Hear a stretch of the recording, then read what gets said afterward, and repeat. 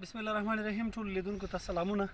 همداشې به چې کومه کلا کې موږ ولاړ یو، د مرکز کابل دی، د افغانستان مرکز کابل دی او دلته د شارناو مربوط یا په دغه ساحه کې یو لویه تپه ده چې د تپې په سر باندې یوه کلا، ډېره پخوانۍ کلا ده چې لکه څنګه چې موږ وایو افغانستان د ډېرو لرغونو مدنیتونو بیلګه ده، د لرغونو مدنیتونو زیږنده ده. دلته هغه لرغوني مدنیتونه دي چې د افغانستان هغه قدامت او سابقه دواله چې موږ څومره وخت دلته تېر کړی دی، څومره وخت موږ پښتانه دلته آباد وو، له کومه ځایه راغلي وو، چېرته بیا میشت شو او بالاخره هغه پروسه له کومه راشروع ده.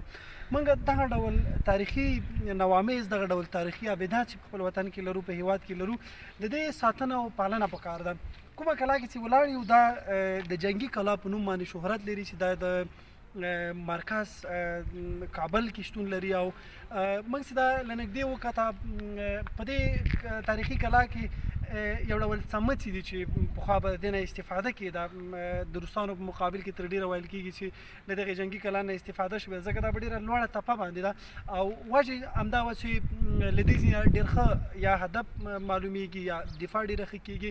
نو تاسې په انځورونو کې کتلی شئ چې اوس دغه ټوله کلا چې ده تخریب شوې ده او بدبختانه چې د افغانستان د اطلاعات و فرهنګ وزارت یا په کور دننه هغه بنسټونو چې هغوی باید د تاریخي ابداتو، د تاریخي اثارو ترمیم وکړي، بیا رغونه یې وکړي، جوړ کړي، بدبختانه چې هغه څه هېڅ نه دي ترسره شوي.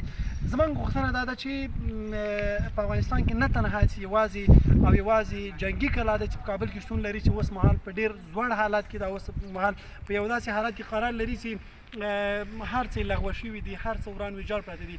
مګر زه په دې باوري یم که چېرته د جنګي کلا په شکل باندې په نورو ملي ابداتو باندې چې هغه ترمیم ته اړتیا لري، چې هغه بیا رغونې ته اړتیا لري، که چېرته په دې باندې کار کېږي، زه باوري یم چې د نړۍ د مختلفو سیمو خلک او اقشار به افغانستان ته راشي او له دغه ډول تاریخي ابداتو او له دغه تاریخي ځایونو به لیده کاته وکړي.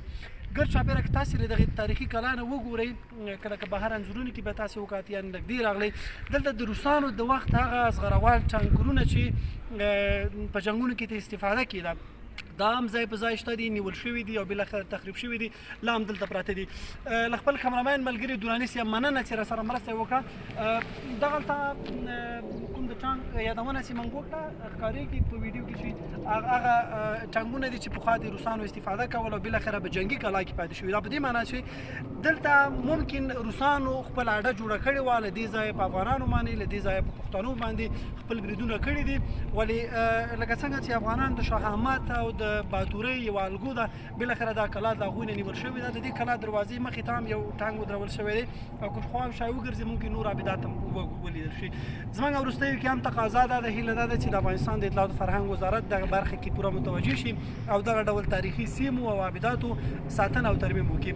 تاسو ټولو مننه چې ویډیو مو وکتل. له خپل ویډیو همکار سمیع الله دراني صاحب ډېره مننه او موږ سره خوږ ملګری واحد الله امان صاحب هم شتون لري چې په چکر راغلي وو او له دغه سیمې نه لیدنه وکړه. ډېره زیاته مننه.